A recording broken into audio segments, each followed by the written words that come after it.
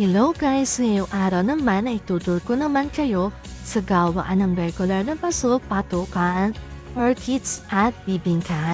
Yan. Dito nga pala yung staka nila ng giling na lupa na ready na gawing paso.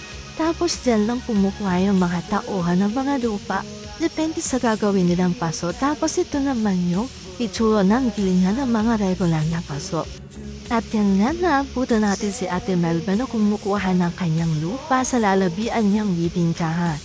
At ito naman yung mga moldehan natin ng size 6, size 4 at mga orchids. Yan yung mga moldehan na ginagamit nila. At pagkatapos ng luputan itong mga regular na paso, ay tinataas nila dito sa mga istante ng mga ilang araw para dito patuyuin. Bago lutuin sa pugon, may naabutan rin ako na gumagawa ng patukaan. Puntahan natin si Ate Lenen. Yan si Ate Lenen, isa sa gumagawa ng patukaan. Yan nga po pala ang pagkagawa ng patukaan guys. At pagkatapos ng labian ay dyan nila nilalagay sa lapag ng mga nakahilera at kapag patutuyin naman ay nilalagay rin nila dito sa estante para may maging bakante ulit dito sa bago nilang lalabian. Yan. At ganito naman yung itsura ng mga to yung mga paso na pinagpapatong-patong nila ng ganito.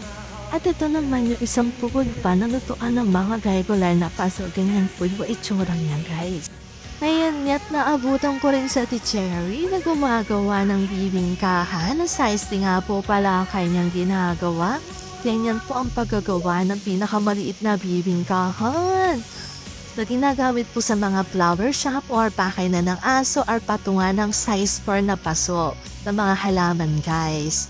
Tapos ganito naman po yung itsura ng mga bagong nilabian ng mga paso na kahilera po siyang ganyan guys. And at naabutan ko rin si Nanay Bilisan na gumagawa ng pinakamalaking bibingkahan.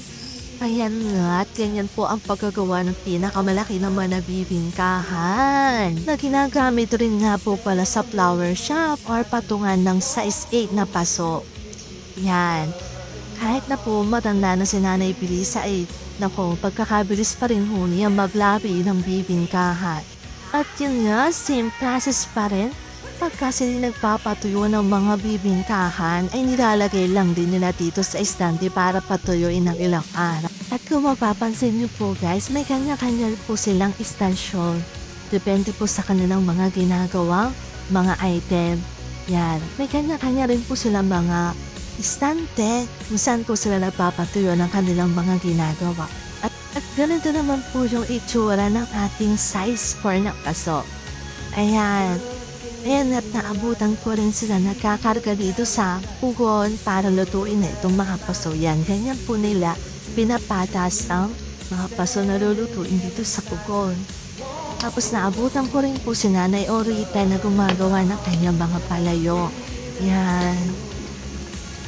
At kapag nga po pala inalabas na rin itong mga patukaan, ay isinasako rin po pala nila agad ito na sa isa pong sako ay 50 pieces para po pagka may namili ay mabilis po ang pagkakarga.